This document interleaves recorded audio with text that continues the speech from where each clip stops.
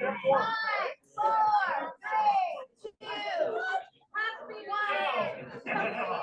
New Year. I like that. That means we're going to get started. We have a big day today. We're so happy that you guys have joined us. I expect more people to be filtering in. So if there is a seat next to you that is unfulfilled at this moment, make friends. Make friends. Move your stuff. Whatever. Make room so people can sit in the room. We're going to be fast and furious today. So our objective here is to celebrate some successes that we've had, and we'll start with that, and we're going to go right into the NAR conversation. We've got a panel, and we've got some vision slides. So depending on you and where your curiosity goes, that's where this meeting will go. So we'll hope to get it all in, and then we've got lunch after. We do, correct? Yes, ma'am. Yes. So by the end of this, you will have worked up an appetite, I'm sure. If you have a birthday in the room, this is unscripted. I know. It's so bad. You gotta get used to, like, you know. Do you want to come up? Can she? Okay, so. And Fiona too? No, next Monday. Oh, okay. Mine's next Monday. Okay, well, today is Michelle's birthday. So we're going to sing happy birthday to her, but we're going to sing it double time. Yes. Fast. For high D's in the room, the one fast, we're going to sing it fast. So Dennis, lead it. Happy birthday to you. Happy birthday to you. Wait. Go. Ready? Happy birthday to you. Happy birthday to you. Happy birthday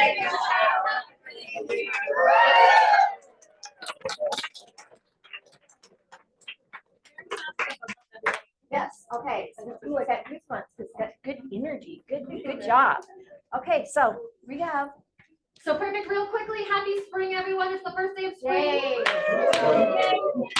First day of spring. We all need vitamin D on that. Number two, I need at least one good gratitude before we start off the day. One big gratitude. Who's going to be my amazing leader in the room? Who's going to stand up and say something?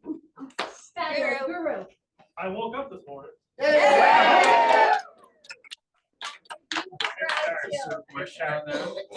And we're going to go straight into awards today, which I'm really excited about. So we're going to start off with a bang. So first, if your name is called or if you see it on the screen, please stand up, put a hand up, I don't know, peace sign, heart, whatever you want to do, but let us acknowledge you.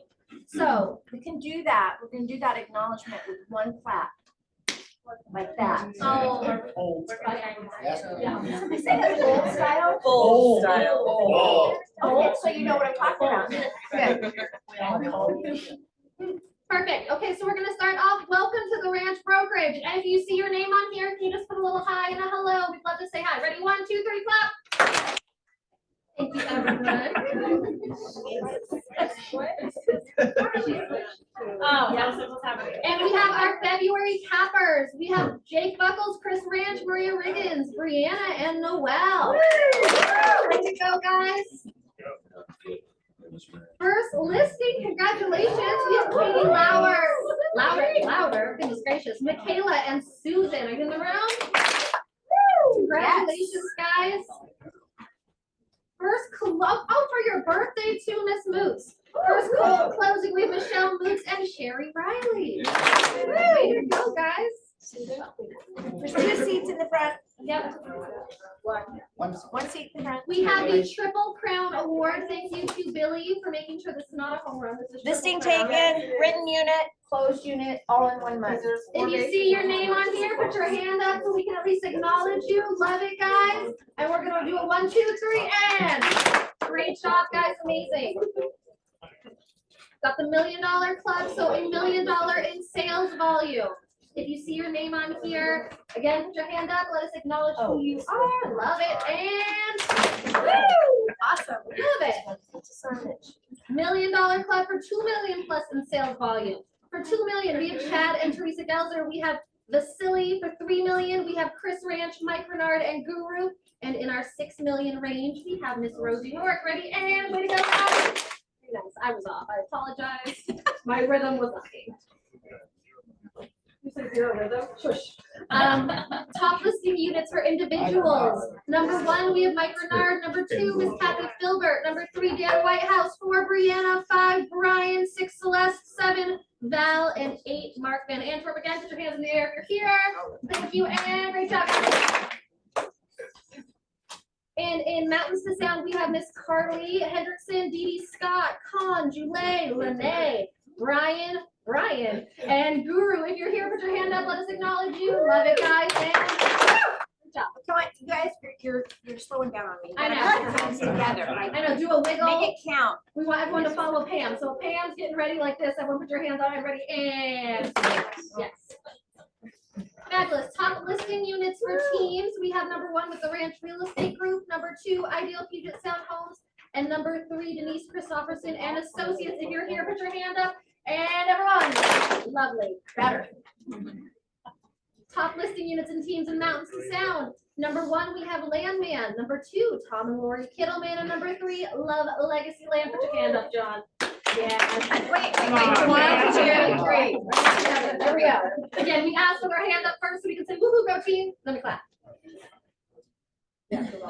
Top listing units for groups. We have number 1, Sark Real Estate Group. 2, Cox Gibson Real Estate. And number 3, My Puget Sound Homes. If you're here, put your hand up. There we go. And fabulous.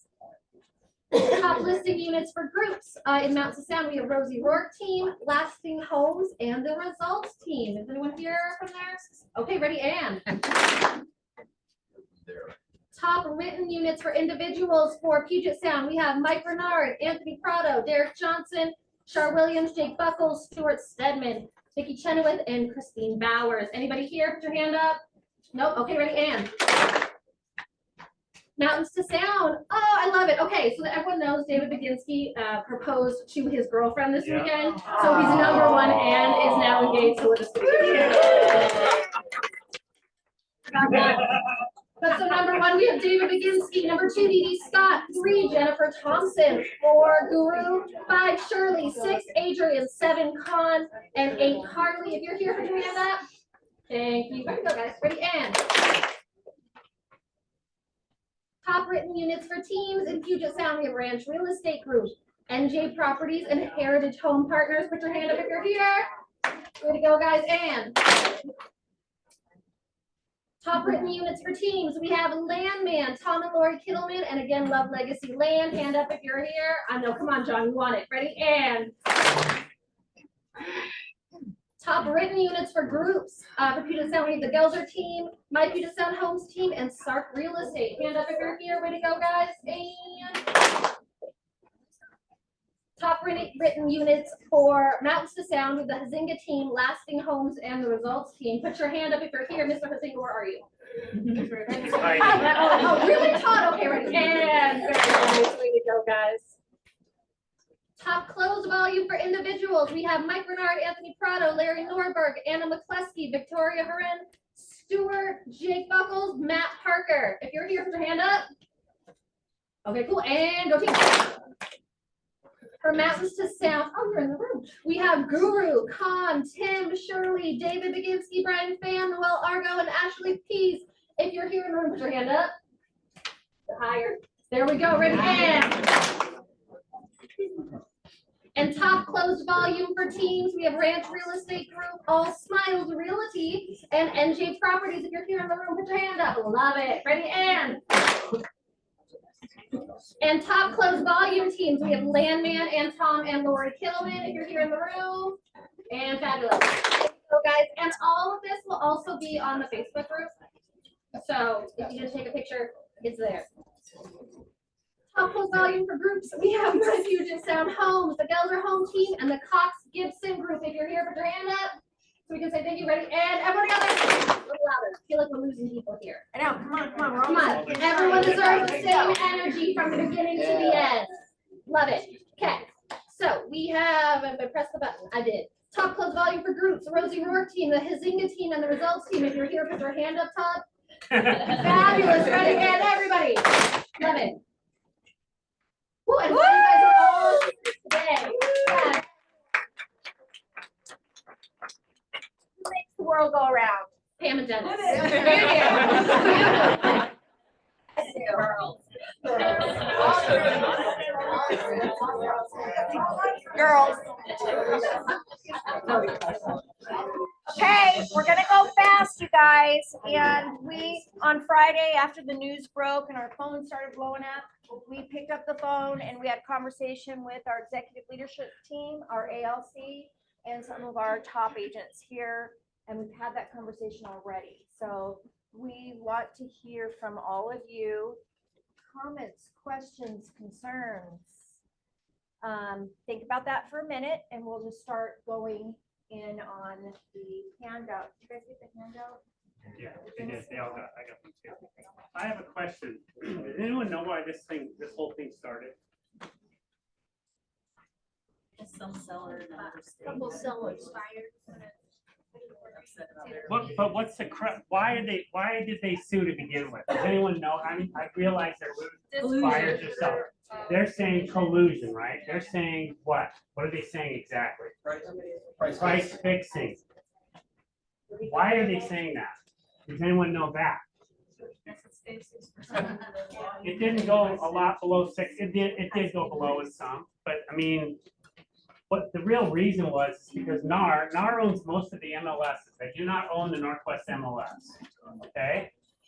NAR owns most of the MLSs, and NAR had a rule that said you had to offer some sort of compensation to the buyer's agent. That's where it went sideways. And when this thing came around in 2019, that's when our MLS, the Northwest MLS, was smart enough to go, let's get ahead of this and let's change it right now. So if you remember back in 2019, they changed it where you didn't have to offer any compensation at all. Okay? Did that freak anyone out at the time? Yeah. A little bit. Some people got freaked out about it. Did it really change anything? Not really. Not really. So I want to put perspective on this whole thing first. Who's been in the business more than 30 years? Anybody? Okay, good. Do you remember when everybody remembers the books you had to use to find houses? And then the computer came out, which was No, teletype came out first. well, but it was the industry was changing. And every time the industry changes, we think, oh my God, what's going to happen? Are we going to make it through this? I'm not kidding you. That's right. Is that wrong or right? Yeah. That's That's right. correct. The internet came out. Then we thought, oh my God, what's going to happen? They're not going to need us anymore. They can find the houses on their own. Is that true? Yes. Well, we thought it, but did it happen? No. No, it didn't happen. What else? What else happened? In I think it was 1993, Yes. before 1993, everybody represented the seller. The buyer's agent represented the seller, not the buyer. It was only 1993 that they changed it, where you had to represent the buyer or the seller. Or you could be a dual agent. But it was very confusing. And I thought, I mean, I don't know what you guys were thinking. I was thinking, man, that's going to change everything. Didn't change anything. No. There was offices that tried to be just buyer's agents. That didn't work at all. They lost their butt. So now, what else? So I guess that brings us to now, I guess. I mean, there's been other changes too. But we got a lot of panic phone calls on Friday about, what this means. So I want to hear what your concerns might be. I mean, let's talk about the rules first, I guess, so that people understand exactly what it is we're talking about. There's only a couple in here that really have changed. One thing, Dennis, I Yeah. read yesterday, and it was an announcement by the Northwest Municipal.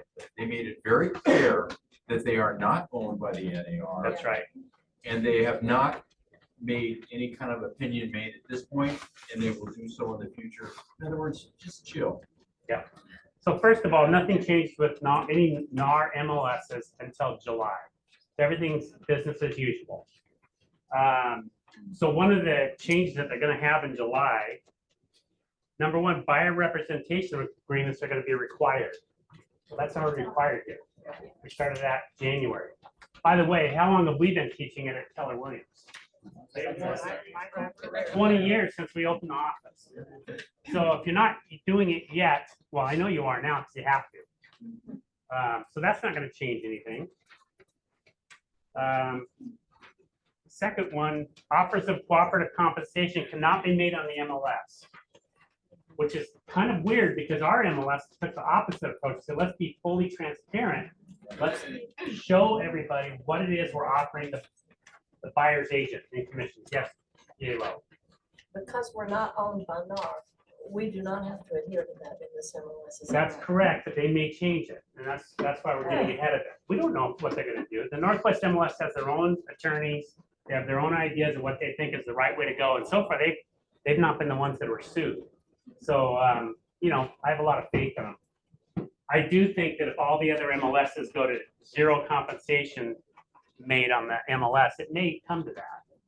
But the interesting part is offers of cooperative compensation may be made off the MLS. Isn't that interesting? What does that mean? So what it means is if you have a website, you put your own listings on there, and put what the compensation is to the buyer's agent. Yes, Absolutely. yes. You can't list somebody else's house. So you go to the MLS, you see what your clients want to see, then you go to the website to make sure you're being paid. Yeah. Kind of. Well, that's potentially it could be that way, but I doubt it because you're gonna have a buyer brokerage agreement that says whatever your commission is, right? And so what happens now if you go to a zero commission, if there's somebody that's offering no commission and you have a buyer brokerage agreement, what happens? You're trying to, buyer trying to negotiate, the buyer seller. Buyer negotiates from the seller is usually what happens, right? So that, well, the buyer's agent negotiates the commission from the seller as part of the whole package. The truth is, most buyers don't have money to pay a buyer brokerage commission. Let's be honest, I mean, 35% or something are brand new. They've never bought a house before. So it's a big percentage that they do not have the money. There's no way they can afford to do that. So it's gonna have to be negotiated with the seller at that time, if we're not offering buyer brokerage compensation, or at least know what it is. A good listing agent would do what though, even if it's not offered in the MLS? They'll sell their value, but they will set expectations. Guess what? The buyers don't have the money to pay their commission.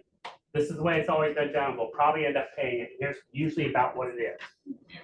Travis. My only thought on that is, I wonder if it's gonna affect appraisal. Because they're trying to say that commissions are a part of inflating the purchase price, which we know that the market doesn't care what the commission is. But if they say that that is a concession now, and the appraiser has to view that commission as not part of the actual purchase price, that could impact appraisal. So is that something we can control? No, No, work itself out. it'll catch us. it'll work itself out. It always does. I think Yes. the buyer's agency agreement is also going to have to change, because right now, a buyer can mark that they don't want to see houses with 0%. Right. You I can think still see it's that. possible that that could change. The Northwest MLS could change. Their forms could change again. I probably bet money that some of their forms will change. Yes, I Kathy. think in line with what Travis is saying, you know, we're negotiating for our commissions. Buyers willing to pay a little bit more for the house. They add it to the house like we would add closing costs and ask for it back. Now it does have to meet the appraisal because that's now the offering price.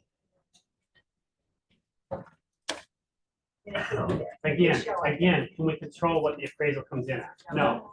Do we have comps that show that that should appraise that anyway? Yes, probably. Yes, I was talking to a couple of appraisers this weekend. Yep. They're all in the same place we are. We don't know. Yeah. They just are expecting for it to handle change. Because no settlement costs are included in the those numbers now. So Right. Everything's up to. Yeah, they don't take it into consideration what you got paid or what the So they're going commission. forward as of today. Let me ask you a question. If I'm a cash buyer and you're representing me and I have the money to pay you your commission, what are we gonna do on that seller? Are we gonna negotiate hard on the price? Hell yeah, it's coming down. I'm paying my own commission. You're gonna get at least whatever my commission is off, Depends. period.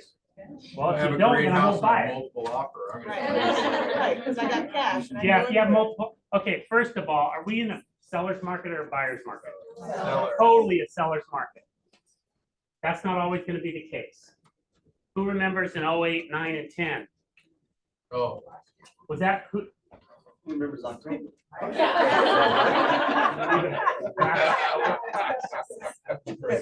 There was builders offering 4% commission, 5% commission, whatever they could do to get you to come sell their house.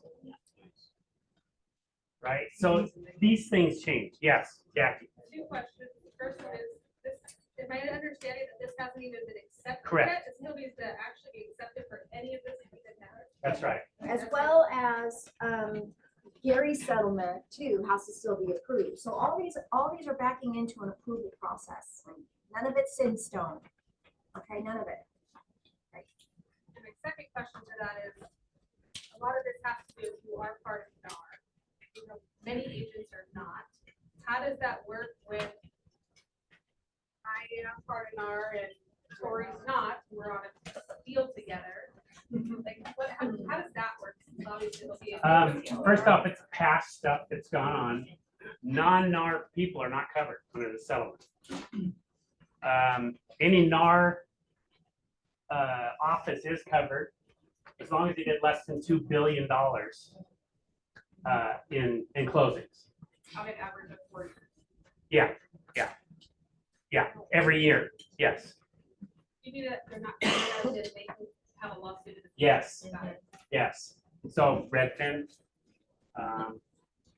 Compass, So I was kind of worried about that, EXP, because we're the greatest office in the world, so are we under that 2 billion number? yes, we are, Okay, great. we are. Does that even matter?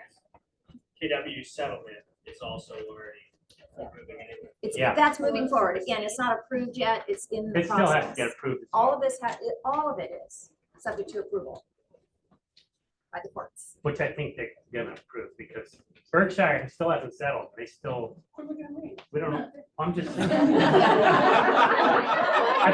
It's the shaved head. I guess. It's just a shaved head, that's all. Does any of this impact whether or not there's any intent to remain affiliated with NAR and being a requirement for this office? So it's, this office this year is members of NAR. This year. I don't know what's gonna happen. It's gonna be a conversation we're gonna have this year. So this is where your voice really matters, you guys. When we move forward and as we move forward, we make these decisions. They don't affect one of us, they affect all of us. And so we will be making these decisions together. And when a decision is made, we all get behind it and we move forward, whatever it is. We're not there yet. We're not discussing that at this moment, but it will be on the table. We'll show up at ALC meetings. That's forthcoming. That being said, is it possible that you could have 2 brokerages under the network where some are NAR and some aren't? Possibly. It's possible. So we don't know how that's gonna, we don't want to be the pioneers of that. We want to follow somebody else figuring that out for us. But we will have the discussions and no decisions will be made without your input. That's what I want you to know. Mike? Do you see us kind of following the guidance of the mothership? Yeah, Well- I think you have to break that down into, Gary's got a lot of attorneys and a lot of things that we don't, and a lot of knowledge, a lot of research there. So we will be guided by his wisdom. And then we have our Northwest region, and that's more locally impacted. And then we have our own offices. So we'll look at those things collectively and make best decisions moving forward. I want to go to number 4. Brokers can publish offers of cooperative compensation for their own listings on their own websites. Again, we talked a little bit about that, but yeah, you could set up your website to where I think Gary's so brilliant. Oh. You guys understand, we have something that's proprietary technology called KWLS. And guess what gets to show up there? Your compensation. compensation if you have it. Yeah. Yep. So company-wide, we need Keller Williams agents, so we can't post other companies' compensation, but we can post our own. That is huge benefit to you guys. It's enormous. So don't overlook that. And that KWLS was planted a long time ago, and who knew we would need it for such a time as this, but we're going to need that. So I'm really thankful for Gary's vision on that and a few other things we'll touch on in a minute. Any questions to this point? Any? Are you pointing at someone or are you raising? Oh, okay. So what if you're wants you to post the compensation they're offering If, on the MLS? well, right now we can do that, Right. but will our MLS change? They might take that field completely out. But can you text or anyone that shows the property, you know, when people are showing it, you can text it, hey, just so you know, fire brokerage commission is boom. Yeah, you can do that. Showing time, we don't know if that could be a part of it or not, or if you could put it in showing time. Because they do have an MLS feed, I believe. So when you have the MLS feed, there's possible is they could shut that down. But What about sticking an agent only remarks? That would count. Yeah, they communicate on the MLS.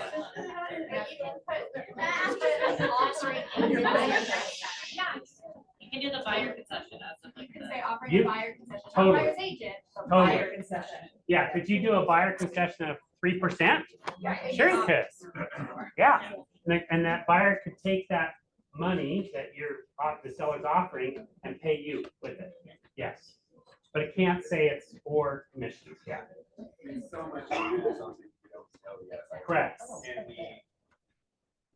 Can the seller pay, will the seller still be able to pay the buyer agent through the settlement statement on escrow? How's lending gonna view that? Is it gonna be viewed as a concession? What's the lending requirement? Are they gonna then change how much concessions is applied? Or, there's so many things we don't know. Yeah, that may change lending rules too. We don't know. Dan, I would say we're not gonna really know anything for another 6 months. And if we go about publishing some type of buyer's compensation, and I'm a listing agent, we're opening ourselves to another set of lawsuits. What looks like a duck, quacks like a duck, walks like a duck, my God, it's a duck, and those attorneys are gonna look for those ducks. but with this settlement, if it goes through, you can offer your compensation and on a separate website. I'm So you just could do saying, it.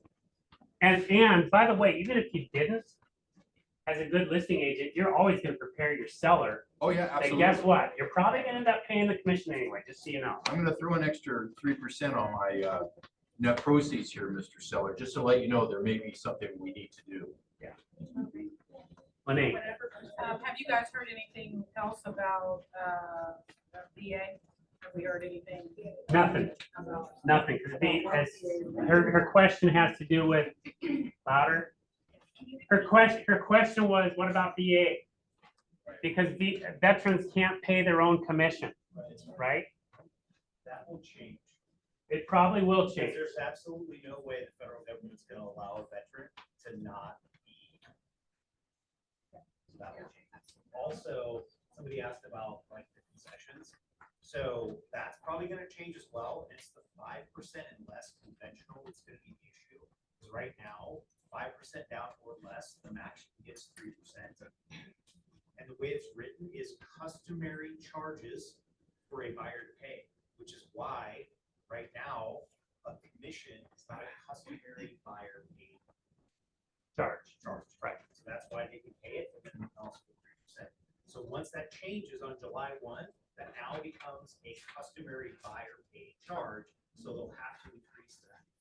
I would bet a lot that they're gonna change that right away, because the people that are being affected by this are the very people that they want to help. The first-time Well, that's buyers. The people that, I mean, unfortunately, like, it affects minorities, right? And there's a lot of people in certain communities, they don't have the money to pay. And I don't so- know of any first-time buyer that has the money to pay. Right. Absolutely. So I expect this to change, so stay in touch, we'll let you guys know, Debbie and I'll be putting some information out as soon as we know, but it'll change. You know, the problem with this whole thing is that people that really scored on this are the lawyers, and that's it. Nobody else is gonna win over this. That's right. Yeah. That's kind of my concern. So our MLS changed it back in 19 to be very clear of who gets what and because that's what our lawyers were thinking was the next step, obviously. It just seems to me that this is less information and and more hurtful to the consumer, the buyers. It's more expensive for them now. So I don't know, do you think there's a possibility that this isn't approved? This isn't, they don't agree with this settlement? No, I think they will agree with the settlement, because I think they were talking to the DOJ and the lawyers about what they could do to make this work. My suspicion is that the MLS will change, our MLS will change to remove the commissions as well. And so I'm just preparing you for that in advance. They may not, maybe they can do their own thing. Yes. You know, in our buyer agency agreement, it says that talking to our buyers, that we can, that they can choose not to see houses with 0 commissions. Well, if we don't know what the commission is, where do we go from there? You're That falls into the 6-month category within this. Yes. Right. I know why you agree, but I just think the DOJ doesn't know anything about real estate. It's like common sense to us. It seems dumb that. Well, it's gonna hurt buyers. Backwards. Now that, exactly. But we have to, if we're putting on their hat, they think that we're polluting, and that's the lens that they're looking through. So therefore, they think by us not being how compensation, therefore it will be better for them, which is not common sense. Lene, speak up loud too. Well, two things. One, the news, if anybody's been watching the news, the way they're reporting it is as though this is gonna make home prices go down lower. It's cheaper for everyone.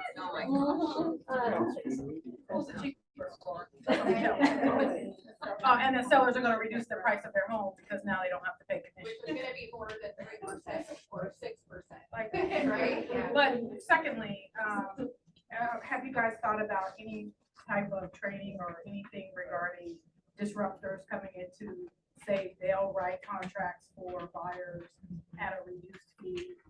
Or, and then the other question I have is, I know some states don't have dual agency. I would imagine there's gonna potentially be some buyers who try to skip over and go right to the listing. But can they do that now? Yeah. Yes. Does it happen now? Yeah. Sometimes, but not very often. But the difference is, which is one of the things I always tell with buyers company like that, we've already decided the compensation. The compensation is already who's going to what, right? But if you have a listing agreement and you have however much you have going to the listing broker and you have 0 going to, well, we don't even know if that's even gonna be an option. It could just be nothing on the contract. Moving forward, their thought is if I go straight to the listing broker and have them write the offer for me, as the buyer, I now don't have to pay anybody. So to me, that's gonna bring lawsuits down the road. Right. Because buyers are gonna get. If they had no screwed. representation, they got screwed. They're gonna feel screwed. Yes, it will. Yep. Travis. Yeah, I mean, in some ways it makes this whole process does make some sense of like sellers, as a seller, I'm gonna pay for my representation. Right. Buyer, you gotta pay for your own. So I think because we're coming from the world, we understand how challenging it is for buyers already. It's easy for us to put in that position, but I do understand the position. Got your own attorney or your own representation, got your own representation, why should I have to pay for representation on the seller, right? Now, to make the deal work, we might have to find a way to wrap it into, I think this, the attitude and the language around it's gonna change, but I think the functionality of what you do probably won't change. Yeah. I think you're just being called up professionally. That's what I think, right? In every way you can imagine, you guys are being called up and you're in a really great environment because what we do is we coach, train, and we consult you to coach, train, consult your clients, right? This is a great environment to be in. We all are gonna have to up our game educationally. This company was built on models, training, education, systems, tools, which made the company the value that it is, right? All this has done is made our value even more valuable. So we want to point out some training that's coming that you need to get into. One is, do you have this on the slide? It's called value. You saw the frame. It's called Value Square. You have it, it's just not in the packet. It should Oh, be on the do we? screen. Okay, so we're just gonna go through this real quickly, guys, pretty quickly. then- So how oh, many of what's you next? guys came Mary? back, went to the value square conversation at family reunion? Raise your hand, stand up if you did. At family reunion.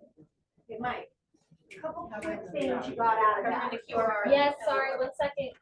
Just a couple quick. Just how to convey value.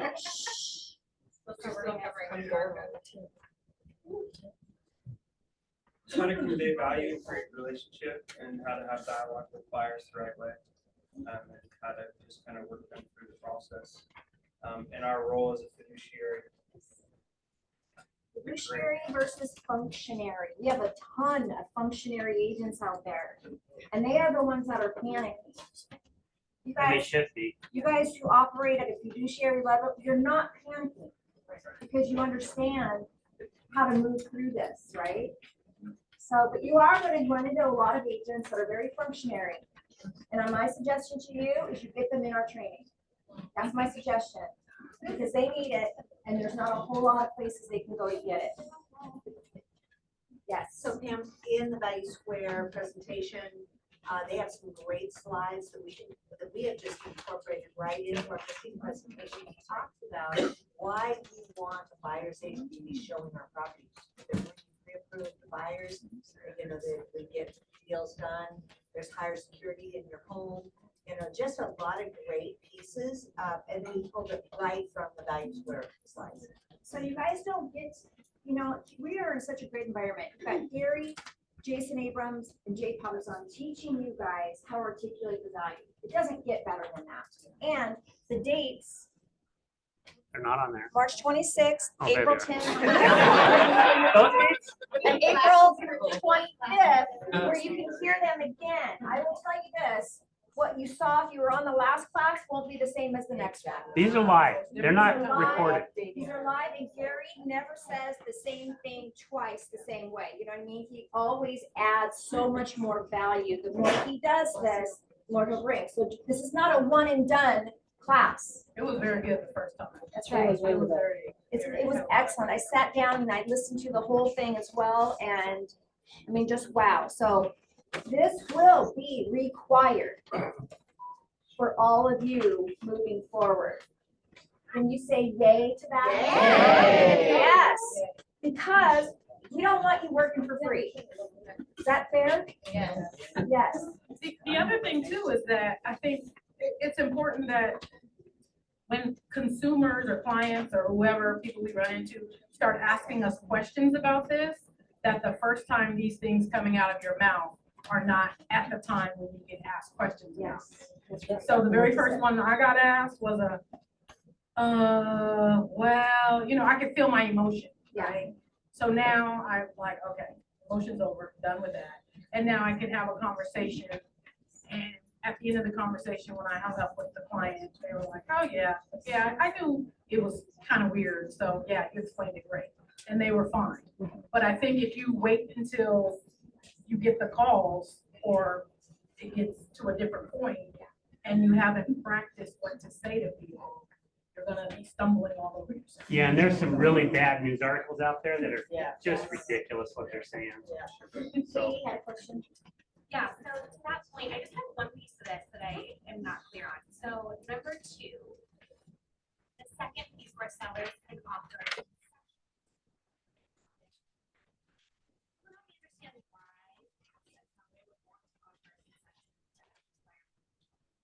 So I'm if clear they're on not, it. because if they're not allowed to put buyer brokerage compensation on the MLS, Visible when- now they can be visible in a different way. Okay, so they created a workaround. with the Exactly. law and everything. Yeah. So if our buyer brokerage compensation goes on KWLS syndicates to Zillow, does that mean it's gonna show up on Zillow? I don't believe so, because it's a separate system. They get their feed from the MLS, not from us. They don't get it from us. They used to a long time ago. Yeah. They used to a long time ago. So All of where this- would it show up on KW? Okay, so give me another week or so to wrap my mind around that. I'll get back to you on that, but I was on a call with Mark Willis and Christopher Cox, who runs KW Technology, and they're already working on any changes that have to go move forward to be compliant with whatever. And so we'll get all that out to you, but the mechanism for us to review compensation for our agents is it's there. So we won't have to change much. I think you'll see a lot more in-house deals, is what I think will happen, yes. Well, and on that, with the KWLS, I can have Marissa's on my website too, because it's a brokerage. Right, correct? our That's right. brokerage, yes. We can have all of ours on our own brokerage, All- yes. Yeah, okay, Jennifer? that's right, okay. Jennifer, Can we share this with anybody that's not eligible? Um, yes, and What was the you question? want to be with them when they watch it. we're gonna have watch parties here in the We're gonna have office. watch parties. This is the best way because this is gonna open up big conversations, and if they're just watching it on Zoom, they don't get to have that. So, We're just gonna make it a party. And you party. can't sign up if you're not K-Dub. So you can try to send this to somebody, but you have to have a K-Dub email to actually sign up for the Zoom, so. The reason they're not recording this right now, right, is because things are changing so quickly. So there's no recordings of this, so you have to sit down at the time and watch this. Right, so this needs to get into your calendar. The slide deck is available on your Connect site. Yep. The whole slide deck, so you can take it, you can download it. Can I chime in? I'm speaking out of turn, because we've not confirmed this yet, but Goldie and I were just talking about it. So we were thinking, is it on the 26th, instead of the business meeting, we would do a whole watch party? That's what I was just gonna say. Okay. Yes, that was very nice. Starts at 10 a.m. Yes. Okay, 1, 2, 3, Trina and then Troy. Trina? I've read something that if your buyer agency agreement is set at 2.5, that the compensation or whatever on that is 3%, that you can really only take 2.5. Yeah. That's not true. Well, it depends on if our MLS changes their forms. Right now. Right now. And I think in this litigious world, we should refer to them by what they are. So buyer's agency agreement is gone. It's the BBSA, Buyer Broker Services Agreement. And you might put yourself in a trick bag by calling it the wrong thing sometimes. The other statement or question is, how many people that have listings know and use KWLS? I don't think a lot of new people know Well, about you it. will. It's possible, but you will. You will. Okay. Yeah, some of this stuff just has to be so, right? We can't just pick and choose the things we want to do anymore like we have been. We have a lot of value that we bring to you guys all the time, and a lot of it, I'll say quite frankly, doesn't get used by you. Right. Because you don't feel like you need it. Well, you know what? You need it now, right? You need it now. Next up, the assault on title. So, Troy. Since this settlement still needs to go to the courts for approval, this is, the DOJ is gonna get involved. Is it possible they can go down a road and try to regulate for compensation? Anything's possible, I suppose. They could have the I opportunity mean- at that time, once it's in court. This is a free market. I don't know that they can try. I Well, they suppose. did it. We're not employees. None of us are employees. Yeah. I, the only reason I heard from someone that's in California, and that's exactly what they're trying to do, is California's efforts are to do, that they're pushing for W-2.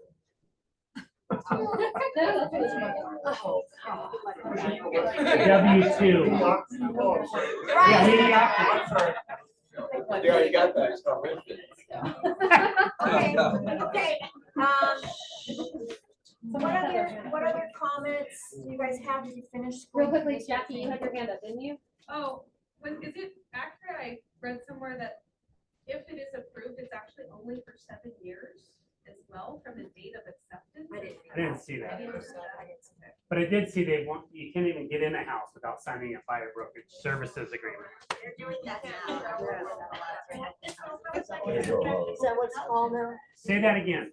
So I've been doing a lot of open houses and, actually had a friend, I'll tell you an example. I had a girlfriend of mine in my SOI and she asked me to go show her her house. She goes, we clicked on the Redfin button and a Redfin agent called me And they said, in order for me to show you that home, you have to fill out this contract. And she's like, I'm not doing that. She called me. Thank goodness I had a good relationship with her because I could have lost her. So now I use that as part of my spiel when I'm trying to get leads in my current open houses. And I tell them to be careful, and I come from an educational standpoint to get them as a lead. And then I try to book the appointment. But Redfin's doing that. Like, they click the link, they get a call, they tell me I have to sign up Form 41. I have Redfin agents walk through my open houses, and they're stuck, and they don't know. They don't know what they're signing. They don't even know if they're paying commission. That's actually been going on for a while. Yeah. Well, because agents have, I'm not gonna- Redfin, they'll show them the house, and then they go right to the agents. So Redfin's been through it a bunch of times, now they changed that we're not gonna show anybody without having that, besides the fact that January 1st, we all are required to have it before we're showing. So I think there's a good thing to that, as long as you're educating your buyers at the buyer consult. Yeah. They're not just utilizing renting people online to tour houses. These Right. are back to the value of us for our clients. Right. E7 makes it easy. You don't have to say anything. Yes. Does the board share, is she, Jessica? No, share this info. She shared on a Facebook post that you can use the buyer agency agreement as well for a specific property. Right. So if you want, if someone's giving pushback, I'm not ready to sign, I don't know who you are, great. Well, if you want me to show you this property, we can set it up for this property only, so that could be a board. Yeah, it could also be a time thing. It could be 2 days. Oh, yeah. 2 days. Non-exclusive. I just speak to the appraiser thing. I was thinking about. Yep. A couple of questions there. I wouldn't worry too much about it, because what's gonna probably happen is if we don't know, if we see a concession that's large, I think in the future, if it's not given to us initially, we're gonna have to call, just like we do, asking for pending prices. And, you know, if you gave any concessions, we'd have to ask, what were those concessions for? And if any of them were for the buyer's agent, that's not gonna be considered, because that has nothing to do with the purchase of the property as far as the loan. So I really think that's not gonna be a problem. Any other, yeah, Troy? Any time frame from our MLS on when they're meeting to discuss? No, they haven't said anything, but even the NAR MLSs aren't changing anything till July 1st, I think. You know, and I think too, with really good leadership doesn't run and react to problems. They sit with information, they dive through it, they figure out what is happening, and then they bring it to people. That's really great leadership, right? Because otherwise it gets us all into a panic, right? And a lot of fear, like stay off Facebook right now when certain whatever groups, because a lot of it's just really negative. It's not going to serve you. Well, Mel Robbins said, if you sit in fear, fear grows. Yes. If you take action, fear dissipates. Brianna? I was actually going to ask if you guys have anything to say on people putting stuff on social media right now. So you just mentioned that, because I feel like it's getting this quote unquote word out quicker, faster, and to people that might not even know that this is a thing. You guys just said stop doing it. So. Yeah, I just think that, all of this is just pending information right now. It's not in stone. And so I think you just have to be careful. And there's a lot, what you focus on expands, right? So if we're gonna focus on the fear of the things, then we're just gonna get more of that. So what would you rather focus on? Making money, serving clients, right? Taking care of people, answering questions, things like that. So just be of service to people. Don't be in fear with people. Yeah. Yep. Susan?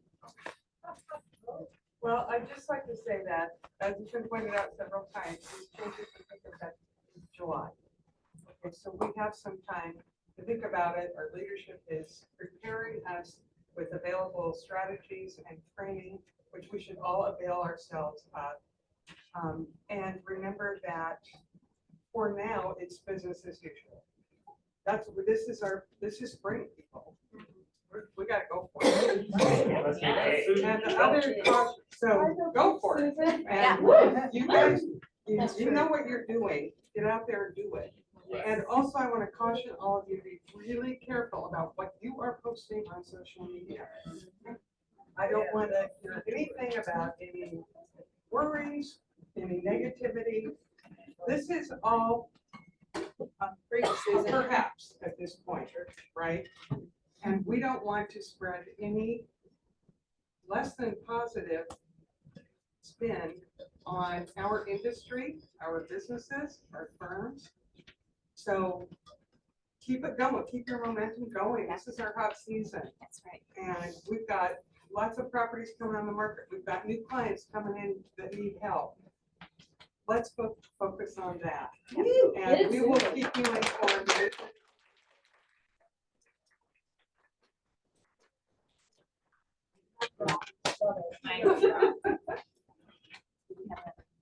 Anybody else? Question, concern? Yes. Are these different classes or kind of the same?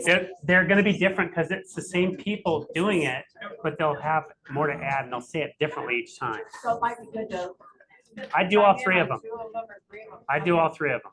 And we're gonna do this all together on the 26th, so just like half the room, just like you did, bring friends. However, yep, and we're gonna do it, so then you'll have a little masterminding afterwards. We are looking at our calendar right now and making adjustments to reflect the market at the moment. So watch for those changes, watch for things that will become, I'm gonna add to talk to you about this, Susan, so. It's out there, required training. Right?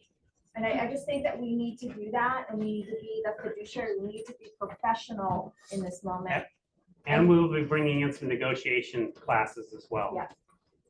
So on March 26th, from what I saw, it's a 12 to 4.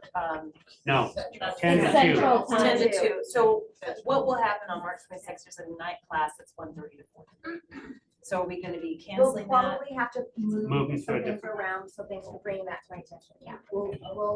We have 2 training rooms, so it's okay. We'll But figure it out. everybody that was gonna be in the night class needs to be in this class. Okay. Right? So just come with that.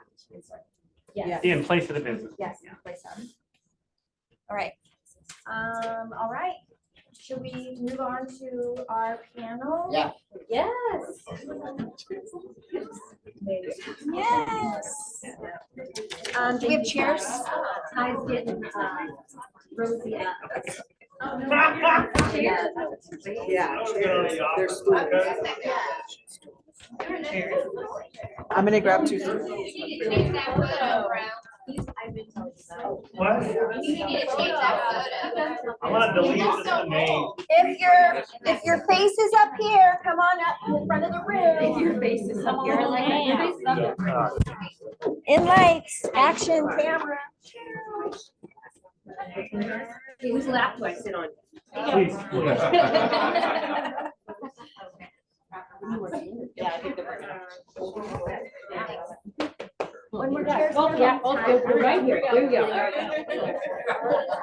There you go. Thank you, Aaron. You're too important to stand this whole time. Too important. Well, thank you. Here's the other. Oh, wow. Thank you. She was on here. Careful. Has everyone signed in? No. Okay, who has the sign-in sheet? Oh, I don't sign it. Outside. Sign into this. You're back. You're back on the back.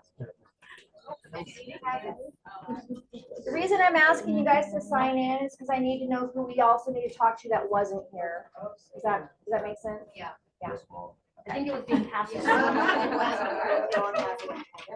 It's like herding cats, man. I'm really good at it at this point in my life. Yes. So, we are going to talk to Cheryl Dennis, Michelle Wallace, No, we should be on the same Singh, Chad Bolzer, and Rosie Rourke as soon as we get her on Zoom. I think she's in Palm Springs. Okay, you're there and your camera's on. Oh, the rain's on. Yeah, I know. And the subject that we're going to talk about is it's a perspective from one of our 6 personal perspectives, from entrepreneurial to purposeful. And if there was ever a time in our industry where you need to move, There she is. where you need to move from being entrepreneurial to purposeful, it's now. So what I love about leadership is people always go before you. And these guys, for the most part, have gone before you. And they have moved their business purposefully and their lives purposefully. So we're gonna touch on a little bit of that. Is that cool? Rosie, can you hear me? Yes, I can. Can you hear me? Yes. Okay. So, Rosie? Yes. How have you been able to move your business from entrepreneurial to purposeful with the economic model? Well, the economic model, which is the budget and profit and loss, it drives my business. It drives it, you know, I'm not passionate about numbers. I'm not passionate about a budget and having to look at my actuals and record those. Unless you're a bean counter, you have no joy in that. I do not have joy in that. What I do have joy in is knowing how much money I can allocate to go serve my clients, go serve my community. So it helps to drive where I can allocate the funds to be able to do that and make the bills with salaries and supplies and rent and all that other good stuff to run the business. So it's just a vehicle tool, a very necessary one to be able to get to my end game, which is serving the clients in the community. So, knowing that you had really a great business before you joined us and an even better one now, tell me how implementing the models at a higher level even has contributed to your profitability. It was a game changer for me when I came across MREA. It's exactly what I needed. I didn't know what I didn't know because I was with another brokerage house for 25 years. They didn't teach me that. And so once I had a playbook of this is how it's done, then I could have clarity and put the tools in place. I don't have to make things up and feel like, oh, I think that feels right. Let's try that. No, that didn't work. Let's try this one. I have a model. The model works, tested and true for all the agents that Gary Keller has touched, and it works for me. And if it can work for me, because I am not a numbers person, it can work for anybody. So when you say that I'm not a numbers person, what do you mean by that? So if I go to Vegas and I play blackjack, I'm counting on my fingers under the table, and then they've already passed me by because I'm not counting fast enough. I don't do numbers. I can totally do numbers in my head when it affects my bottom dollar, but otherwise it's over my head. So, you know, in school, that was just not my strong point. I was better at English, vocabulary, and all the other great classes, history, but I was not good at math. But if they give me the tools and the models, I can plug and play and stay in my bumper lanes. Great. Anybody else want to pipe in on that economic model? What's that? Chad. Chad's gonna pipe in. Chad's piping in. So I do count cards in Vegas. I do love numbers. And the thing about the economic model that I wish I knew when I started was start small where you are, your budget, and then track your expenses. Just whatever you're doing. And if you don't have 12 categories of expenses or 25 or 45 like I have, count the 12 buckets that you have. Just track them at a big level. And spend 5 minutes a day on it. Next year, spend 15 minutes a day, right? But it's like you gotta start, everybody's trying to figure out how to launch this big economic model. And this applies actually to all the models. So I'll make a general statement. I try to perfect and build each model to complete perfection. Completely wrong way. Do something very small with each model. Know where you want to be. Do something very small and just keep growing. Right? But yeah, because it's consistency and it's small, it's actually just habits back, atomic habits. It's just you're doing something small, but each of those habits, they seem like they're massive, and they're not. So I've been doing it for 9 years, and I love all the models, but they weren't easy 9 years ago. So I would tell you to start, have a vision, and then just start. Do some small thing. You do it 1% better every day. Give us an example of what a small thing is when you start. Yeah. I think it's super simple. Literally tracking every expense you have in a spreadsheet. one line at a time. Okay, don't get fancy, don't sort it, don't, just, everything you spend something, write it down. Every time you have a closing, write down your income, each one. Okay, so then you have your income and your expenses. And then take that in your receipts and give it to an accountant. No, seriously, just give it to them. Then you can do the next year a little fancier. Go, hey, use this spreadsheet. Or hey, add these expenses. Or you know what? I'll just take your PAs from you directly, which are from the office. I'll just take those and make those benefits. So every year I just make better and better and better. Now I probably spend, literally I spend 30 minutes a month, or 45 minutes a month on my economic model. But I've set up the system so that a lot of things happen automatically. So I don't do any entry in the spreadsheets. I use CTE. That's actually a great gateway. It's a gateway drug. No, and I say this because it can take you from a solo agent all the way to a mega agent. And it can do, I'm not even using probably a fourth of it, not very fourth. But it can do everything. And so when you start there, really just track a few numbers. Next year, track a few more numbers. And it's free because the office supports it. Can be a thing that supports it. But if it wasn't free, I would pay for it. And I told Calvin that. He goes, well, how much would you pay? And I said, not telling. But anyway, start small, and I guess if you don't have anything, use CTE. If you don't use CTE, use spreadsheet. Commitment. No, CTE. Capital C, capital C, capital E. Commitment to excellence. That's right. That's what it stands for.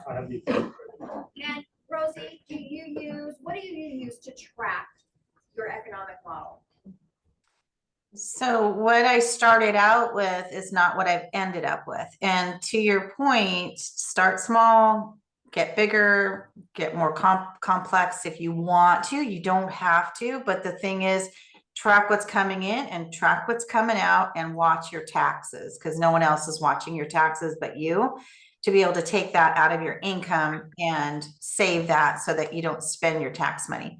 But I have a simple Excel spreadsheet that I started with. I'm happy to share that with anybody. I put some automatic formulas in there so it can track and do a compound version of each month.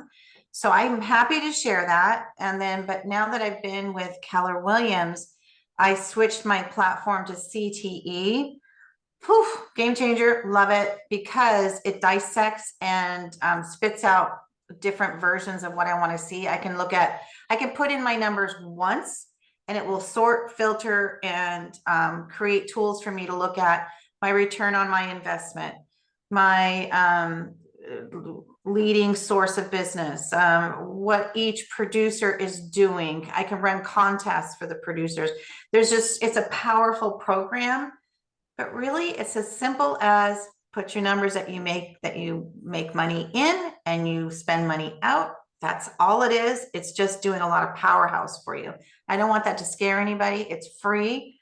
And I live off my CTE. And once a month, I put it in my calendar, the 20th of each month, I'm spending about 30 minutes on my budget and just making sure I have everything in there. I say the 20th because it's easy if you spend on a business credit card, not your personal credit card. If you don't have one, open a business account for your business money. Keep your personal account for your personal household money. So your business Visa, I'm spending everything on my Visa, so it's categorizing everything on a statement. I usually get my statement by the middle of the month, and that's why on the 20th, I look at my statement. It had come in and I can plug in my actuals. Thank you. Great. So listen to their consistency and the way their methodology. There's a methodology the way they're doing this and the amount of time they spend doing it. And that time grew from 5 minutes to what, a half an hour or so, once a week, once a month you're diving in, once a month. So we're not talking about a major amount of time, but it's the consistency and then growing that time from 5 minutes to 30 perhaps, right? Thank you. Cheryl, let's move into our budget model. So it's up to me. Michelle. Yes. I know you. Yeah. So Michelle is our finance chair for our ALC. You guys, if you want to, your committee is just so dialed in, it's so great, and she comes alongside of you, it helps you to understand what you're looking at in your business numbers. So I would encourage you to participate, jump on those calls with the Zoom, or you're on Zoom, right? On Zoom, and listen, and then work to have your profit and loss statement and share that with Michelle, and she'll like through that with you as well. When you started though, you didn't start there. No. I So did tell not me start your there. journey with Yeah. that. Well, I mean, I definitely started on the economic model of figuring out what I wanted my net income to be, and then how many appointments I needed to go on from that, you know, doing your conversion rates. But then there wasn't really much accountability behind my expenses and my things that were coming out to make my net income, right? Because we always talk about volume and everyone's like, oh, my GCI was this, my GCI was this, but really what matters is what is your net income. So the budget model is that 30% should be cost of sales and 30% should be your expenses, and then you should have a 40% profit. Again, that's teams. I'm a solo agent, so mine is completely different. Mine's about 13% is my cost of sale because I only have my cap and then what I pay for a TC. And then which I have percentages next to my P&L when I print it every month so I can see what my percentages are for each category. And my expenses were 33%. So it was a little bit high on my expenses. So from starting to actually look at my P&L in percentages and comparing that to what the MREA says is a standard in each of the categories, I was able to trim fat in certain areas of my business that I didn't need and then be able to reach my net income goal. And I know when you started, when you decided to jump into a committee, you chose finance. No, I was voluntold by Lindsay. I did not choose Okay, it. voluntold. Numbers are not my thing either. I was like, I hated accounting in college. That was like the worst class I ever had to take, but here we are. So tell me, what's that done for you? Oh, major changes in my business. And I think too, when you're holding your money accountable, you feel more confident in your business and you're like, okay, yeah, I could spend an extra $100 here on this marketing thing to potentially get more business. And at the end of the year, really, like Rosie said, holding like the ROI of what I spend on my events every year, where are the source of my business coming from? And is it coming from those events? Or if not, should we be cutting those off, not doing those things like that? Awesome.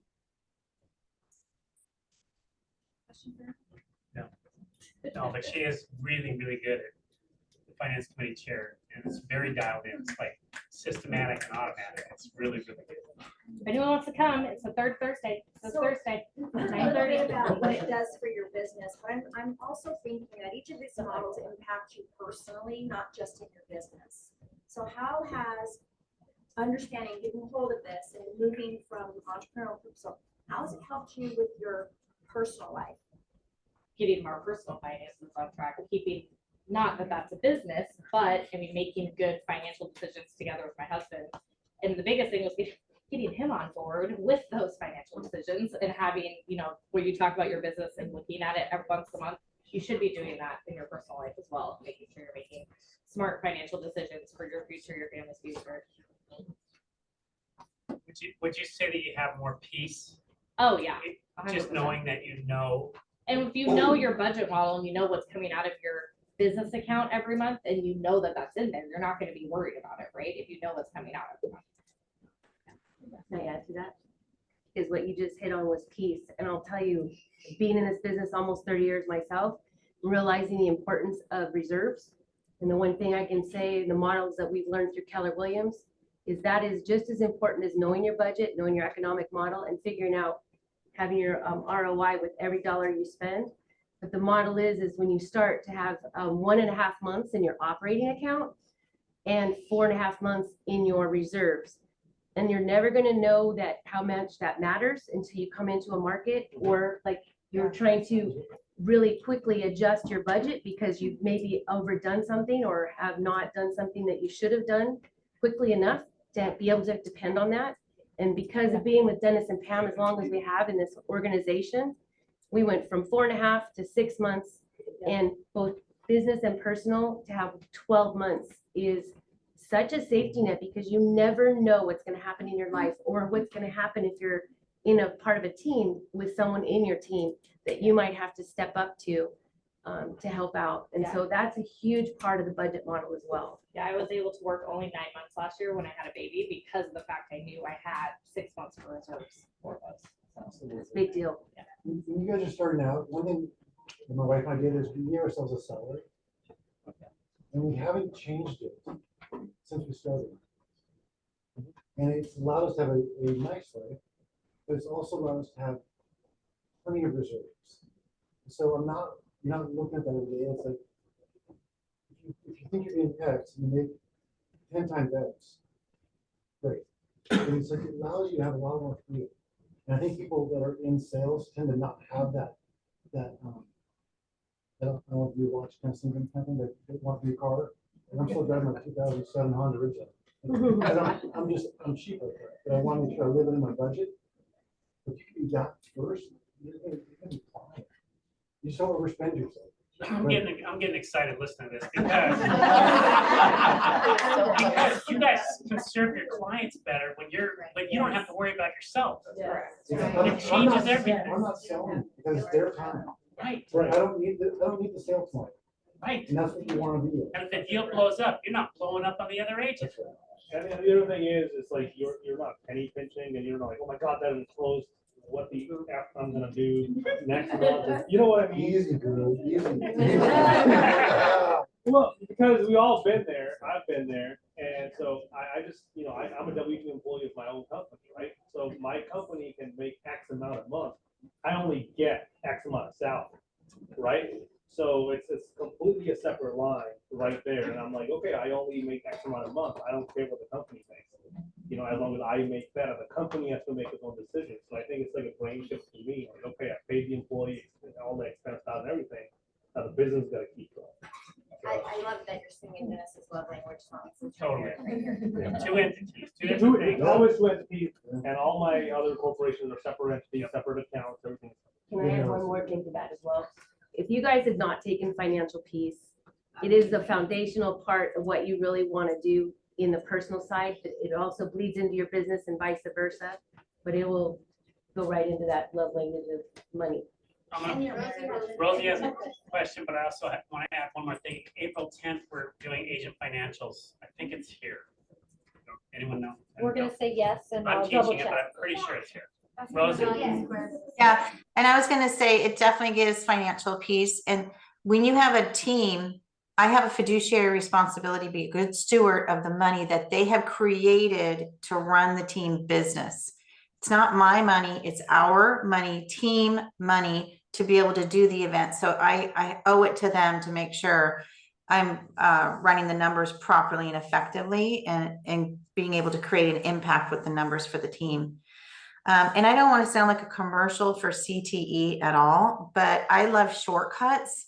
I don't want to recreate the systems. If somebody created it for me and it's free, I'm going to do it. So Dennis, one of my favorite classes that you teach is the economic class at the beginning of the year, so we can do goal setting. And I don't know the name of it, but that class to me is a really powerful one. And what it's teaching you is something that CTE does like that.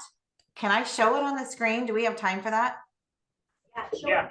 Pull it up and I'll need to Guru to get this lead generation moment while you're doing that, Rosie. Okay. Guru. Well, it's not Illuminati sign. No, it's the triangle. So lead generation, Guru is a lead generation machine. That is him. That is him. And so it's only appropriate that he's talking about this today. So how has this model helped you in your business? So I like everybody else here, I don't like cold call, I just hate it. But I gotta do it every day just because the consistency and the discipline, right? So I wanted to take the business to the next level. So I couldn't sit here and be like, oh, well, who's gonna call me today, and bring me business. I had to pick up the phone and get it done. So I hired a coach that all his business was built on that model, right? He's a previous M&M guy, 15 years, a newer commercial. And so it took me from barely calling 10 people a week to now calling like over 100 people a day, right? So, but it took over the course of a year, year and a half, right? So it's like those little consistent things that you do daily, right? I was still coming to the office, still trying to make that phone call, and I was looking at the phone for like 10 minutes. You know, I think me and Pam had a question one time, like, well, that lady owns like $300 million worth of real estate. Like, why would she pick up my phone? I just stared at the phone for a long time. And I finally made the call to find out it's a wrong number. So it's just like, you know, hearing a dog with no teeth, right? It's, you know, it's barking, it's not, can't bite you, you know? But it has taken me from taking control of the market, right? It's taking control of the listing. He who controls the listing controls the market, right? And then going back to the Gary's model of lead listing leverage. You know, so that's the model that I started following. That's the model that the coach teaches. That's the model that Gary teaches, and then it's been phenomenal. I sit next to Lou at the office, and I can hear him. He's very inspiring, and really, I hear you. Your stuff is simple. It's just doing it. Consistently doing it. Yeah, and then I It's hate inspirational. getting those calls, like you know, everybody gets those calls. But I think at one point we figure it out, like I'm calling from value. I just really want to know what's that pain and a pleasure point. And then if I, you know, and I can be part of that pain and pleasure point and help you out along the way. I'm not pushing for a sale. I don't want to pursue you to sell. I just want to know, are you in the market at the moment and what's the next step? And I can help you get there. You use WhatsApp. Huh? You use WhatsApp. Well, I have WhatsApp, but I don't use it for business. Yeah. Oh, you're getting those messages? All the time. Yeah. It's cool. I know. So is your primary way of generating then, is that cold calling? Yep, strictly cold calling. I don't market on social media. I don't send mailers. I don't do anything else. There's nothing. It's just strictly picking the phone and calling. But it's a very specific target audience. Yeah, currently it's anybody who owns 10 or more units, but lately I've been shifting for anybody who owns 50 or 100 or more units. So I've been having conversations with people who own like, you know, 10, 20, 30,000 units across the country. So it's a big conversation, but then again, it's that model that helped me and allowed me to like, okay, if I don't get a sale this month, next month, and the month after, I'm okay. I'm not really, you know, and I don't really need to be like, oh my God, what am I gonna do tomorrow? I can just go there and pick up the phone and just keep dialing. One word Guru said you guys should write down, consistency. It's not fancy and it's not. Holds everybody accountable. Like, he'll ask us, where are you at? I haven't seen you in 2 days. You're not making your phone calls. Where you been? So I think that's important too for all of us who aren't as consistent. Well, yeah, I mean, you're in the office and I see you, then I see you. I'm like, where you been? You know, and then don't give me a shitty excuse. It better be a good one. Okay, so we're gonna go to organizational model with Cheryl and Dan or Cheryl and Chad chart, and then we're gonna have Rosie walk us through this.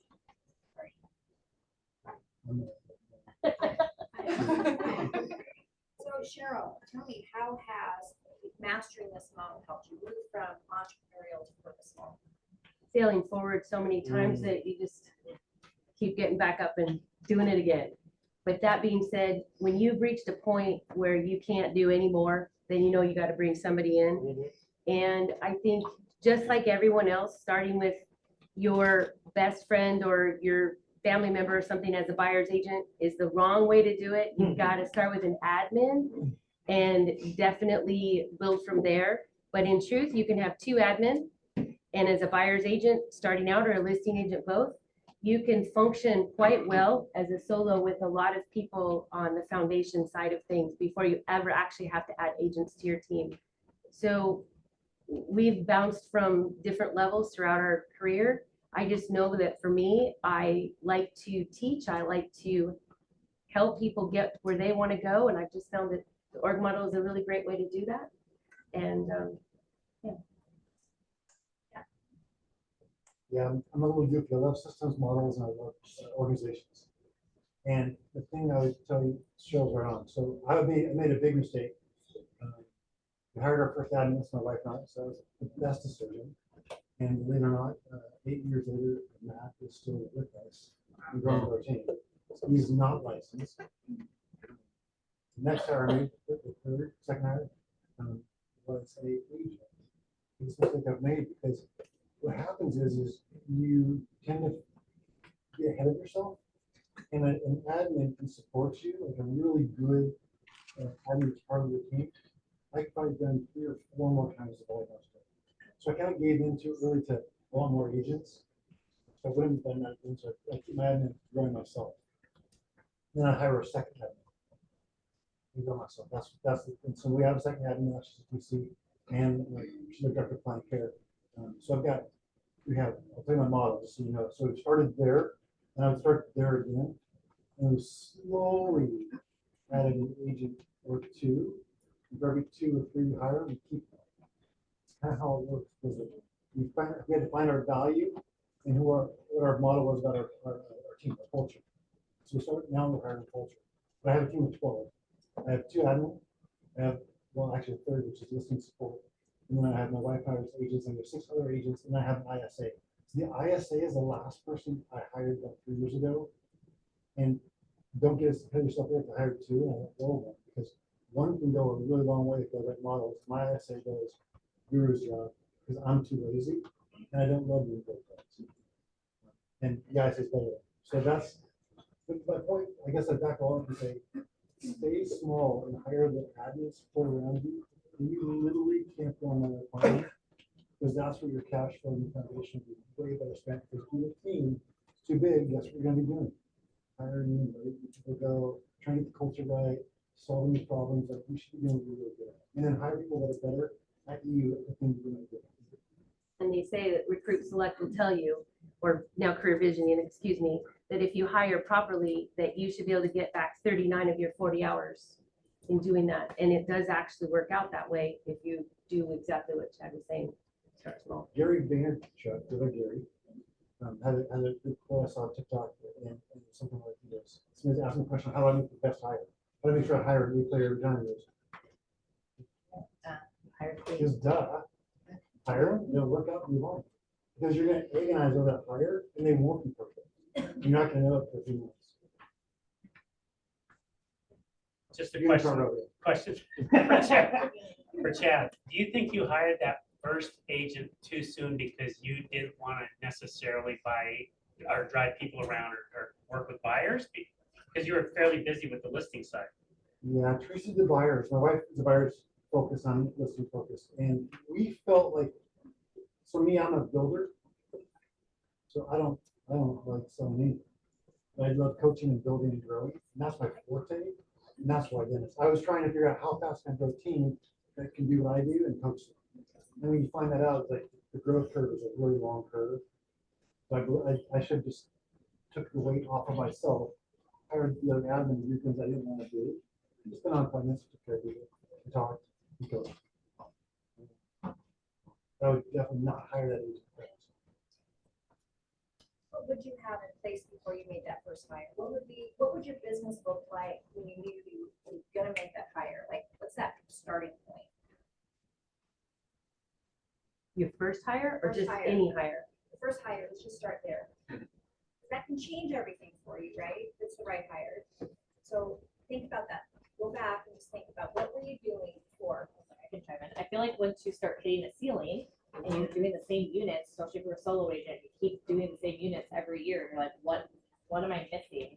I think that's when, if you are making enough money to support them financially, but I would say if you're hitting like 20 to 24 units consistently, and you can't get past 24, then I think you should be hiring an admin. I would have 3 months of their salary in the bank. Yep. And if I were to do it again, which I wouldn't change the thing I've done, I would hire a licensed admin that does not want to sell. That license takes off so much weight on me. I saw it. And when she's on leave right now for maternity leave, I'm just sweating.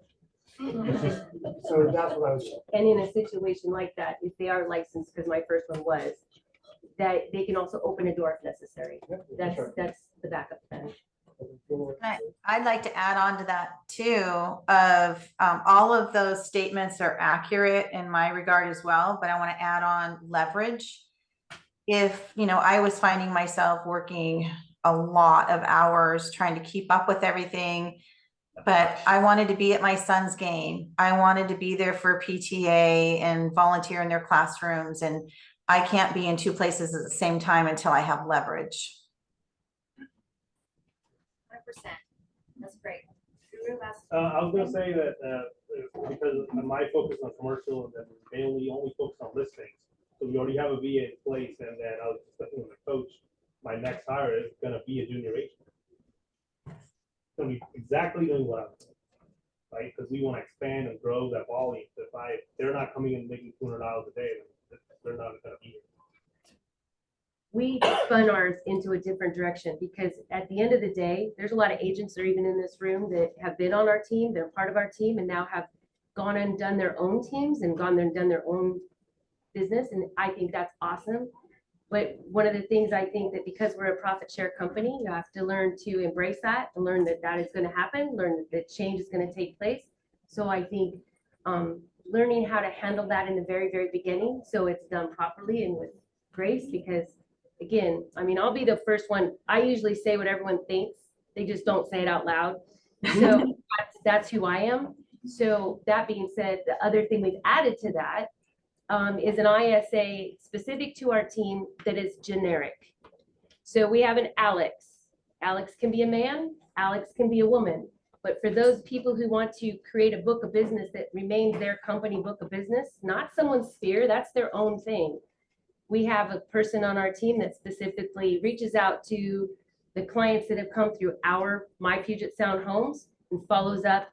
And literally from right after closing, if it's a company piece of business, Alex will be the client care that takes care of that. So your business stays more solid. Your business is actually going to not be as crazy as it can be when you have people on your team for years and years and years, and the business goes with them. Now we have a way to protect that more.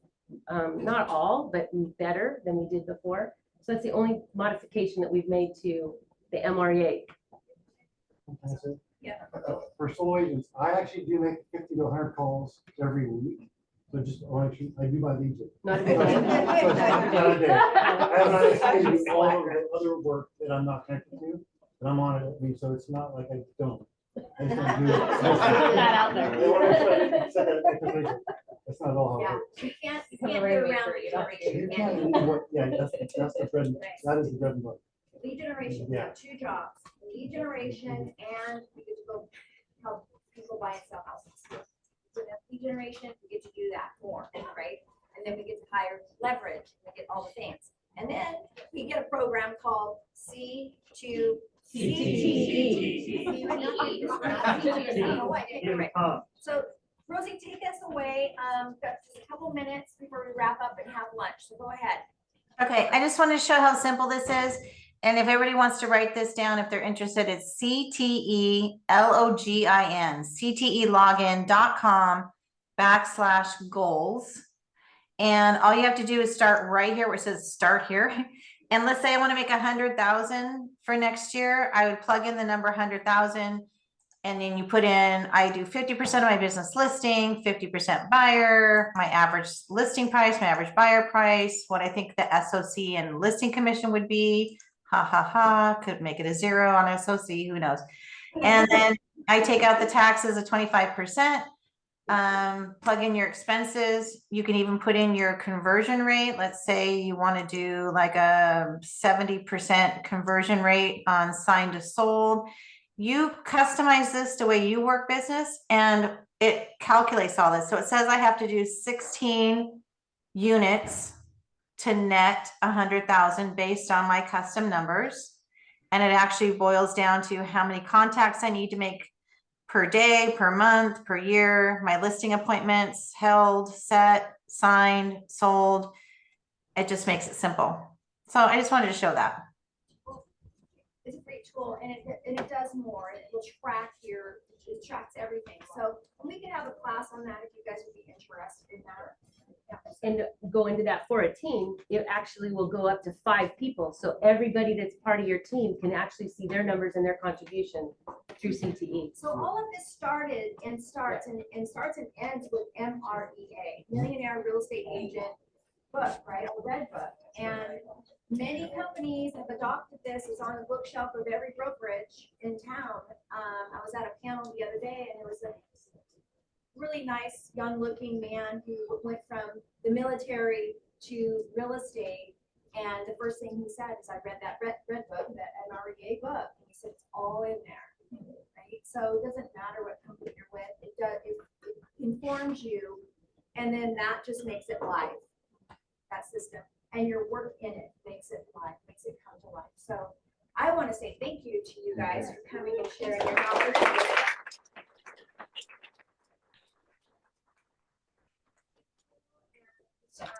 Lunch is being served. Thank you, Rosie. Right.